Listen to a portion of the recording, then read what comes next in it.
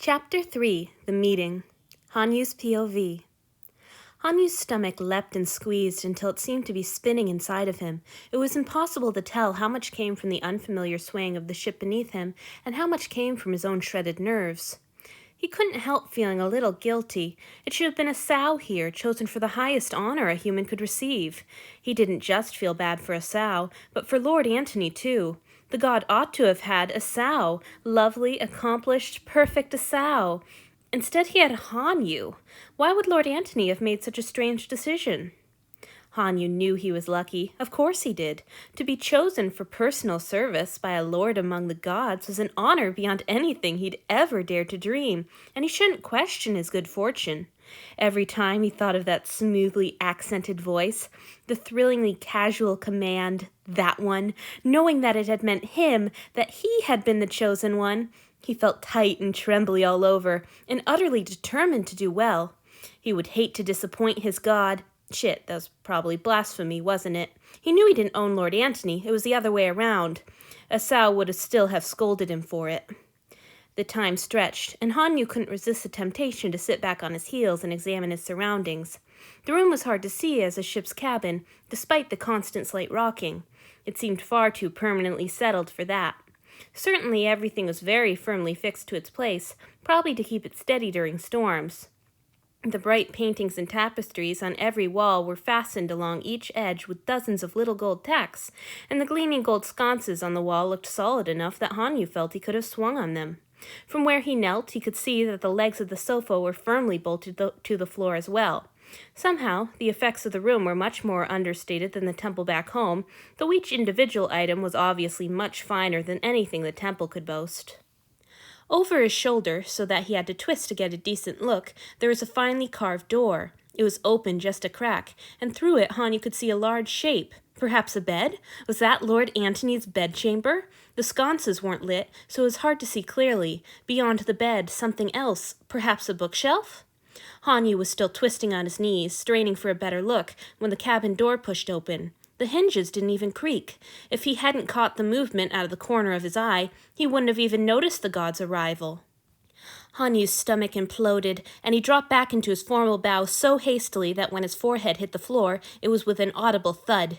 He crouched there as wave after wave of apprehension rolled through him. Stupid, stupid, stupid! Had he displeased Lord Antony with his nosiness, his clumsiness, his overdue bow? Shit! He didn't want to disappoint the god already. But after a crushing moment, he heard a low chuckle. "Look up, pet. Let me see your face." There was that voice again, just as smooth and rich and authoritative as it had been at the ceremony. Lord Antony didn't sound displeased, just amused. And he was calling him pet. That had to be good. "Yes, my lord." Hanyu pushed up and leaned back on his heels, childishly eager both to show off his obedience and to finally see what his god looked like. Still blasphemy, damn it. Lord Antony was much shorter than he'd expected him to be, and slender as well, but there was an easy authority in every line of his relaxed stance and the coolly possessive silver gaze that settled on Hanyu. Yes, silver eyes, too pale and bright to be gray, set in the darkest face Hanyu had ever seen. A long, slightly crooked nose, and below that thin lips pulled into a smirk. Ears that tapered to delicate tips, another mark of his divine nature. All the gods had ears like that, or so the priest said. This god's brows were silvery white like his eyes, rather startling against the darkness of his skin, and his hair was the same. It was pulled into an elaborate braid that trailed far down his back. His god was very pretty, Hanyu decided, and he was so pleased by this discovery he didn't even notice the blasphemous possessive tense in his thoughts this time. Antony's POV. This was always Antony's favorite part of a new cycle. He enjoyed stepping onto dry land when they disembarked. He enjoyed the candlelit parades and the adoring crowds. He certainly enjoyed all the posturing and play-acting of being gods for a few days, and choosing his new offering was lovely. But finding that offering waiting for him in his cabin was far and away the best part. He'd chosen on a whim this time. Usually he simply selected the highest ranked or the biggest sacrifice, and certainly this boy was big. No doubt he'd tower over Antony if they stood next to one another, and his muscles were clearly defined under all that sun-drenched skin. But that was true of all the sacrifices, given the rigorous exercise regimen they were subjected to from their youth, and this boy hadn't been the largest or the favorite of the temple. He didn't think he'd ever chosen from the back row before. No, what had caught Antony's eye was the boy's tumble of thick golden hair. It would look just perfect in his sitting room with all its golden accents in the torchlight, and Antony had been in a mood for painting lately. So he'd made his choice and ordered that the torches in his cabin be lit when the sacrifice was delivered, even though he didn't need them. He'd been choreographing the scene in his head ever since. He would enter, and there'd be his new plaything, molten gold in the firelight, a perfect match for the frames of the paintings and the sconces, and what he didn't expect was to find his sacrifice sitting up on his knees, trying to peek into Antony's bedchamber.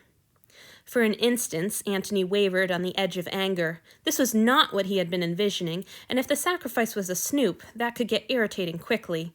However, the graceless haste of the boy's rush to get into position and the noisy thump of his forehead hitting the floor drew a reluctant chuckle from Antony. There was something amusing and artless about it, and anyhow, he found he didn't really feel like being angry. Look up, pet. He'd given up asking for names centuries ago. Let me see your face. Yes, my lord. The sacrifice's swift obedience was expected. What Antony did not expect was to be met with the widest, whitest, blithest grin he'd seen since, well, it was no use trying to think when he was being blinded. The boy looked as if he'd never been as genuinely thrilled by anything in his life as he was by this one simple order. Was he off in the head? Surely they wouldn't dare. You're certainly eager. Antony wasn't sure he'd been entirely successful in veiling his mild surprise. Of course, my lord, the sacrifice blurbled. May I say something, my lord? The grin dimmed itself, closing as the boy bit his lip nervously, but the eyes stayed wide and eager. Go ahead. Probably Antony was being overindulgent, but he'd never had the urge to terrify the creatures. There was quite enough begging and screaming when they enacted a raid or captured a ship. Frankly, he found Marcus almost as crass in his pleasure in the sacrifice's fear as for his filthy habit of fucking the things. At Antony's permission, the grin popped out again. Thank you, my lord, the boy chirped. I wanted to thank you for choosing me for your personal attendant, my lord. I don't quite know why you did, but I promise you won't regret it. This impassioned little speech poured from a face alight with happy awe. Antony was now quite sure that this sacrifice was odd. Certainly he was accustomed to submission, but this boy's submission was cheerful and artless and radiated from his face with an almost irritating intensity. Usually Antony liked to draw out this first encounter, but today he decided against it. He would drink, and the boy would be frightened, and then he would start acting like a normal sacrifice. Antony flickered over to the spot where his new offering knelt, deliberately moving far faster than a human could. No luck. If anything, the boy looked more delighted and adoring than he had before. Are you ready to serve? He demanded, stepping behind the sacrifice. Of course, my lord. Antony tangled his fingers in the sacrifice's hair and tugged his head back, perhaps not as gently as he could have done. The boy gasped, and his dark lashes fluttered wildly against his cheeks. Antony's eyes flicked downward as the boy swallowed, making the long, pale feast of his throat move bewitchingly. Antony stooped and, carefully, it wouldn't do to damage his offering on the very first night, especially after he had lectured Marcus on the subject, let his fangs push through the tender flesh, then began to suck. When the sacrifice's blood flooded his mouth, Antony's moan of bliss drowned out the boy's soft, surprised whimper. This sacrifice's blood was exquisite, rich and complex, with subtle strands of flavor ripping in and out of each other, too quickly to seize on just one. Best he'd had in years. Antony swallowed, then eagerly gulped down another mouthful, and another. Pace yourself, Antony. He took one final deep draught, then held it in his mouth a moment longer to savor the taste, swilling the thick heat over his tongue. Finally, regretfully, he swallowed, pulled back, and looked at the boy. He was still smiling. However, it wasn't the same blinding grin as before. This smile was closed-mouthed and a little shaky at the edges.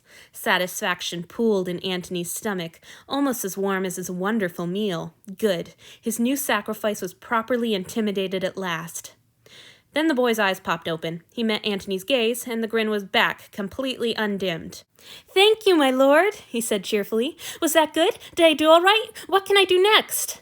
Antony had to let go of the sacrifice's hair, or he feared he might rip the boy's head off in his frustration. You're not surprised? He asked, trying to keep his tone level. The sacrifice shrugged. for a minute, but then I remembered most places give their gods blood. Antony could have screamed. But wasn't it painful? The boy's smile brightened, if that was even fucking possible.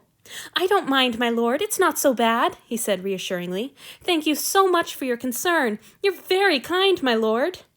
It had been a long time since Antony had been capable of headaches. Even so, he could have sworn he felt one coming on. He straightened and turned away from that adoring gaze and found he had to resist the urge to stomp as he crossed the room to retrieve the healing salve and bandages he had set out. He crouched down beside the boy and examined his neck wounds. There were 2 small holes, perfectly neat and even. Good. Blood was trickling from them slowly, and Antony leaned in to lick it up, his tongue swiping up the length of the sacrifice's neck.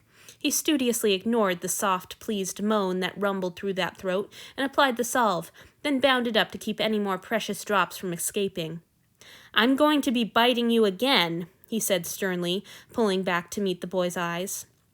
The sacrifice nodded eagerly, barely wincing when the movement pulled at his bite marks. Of course, my lord, whenever you like. What can I do for you next? This was definitely a headache. Perhaps it was something like phantom pain in an amputated limb. Go into the bedchamber. You'll see a pallet beside the bed. Bring it out here.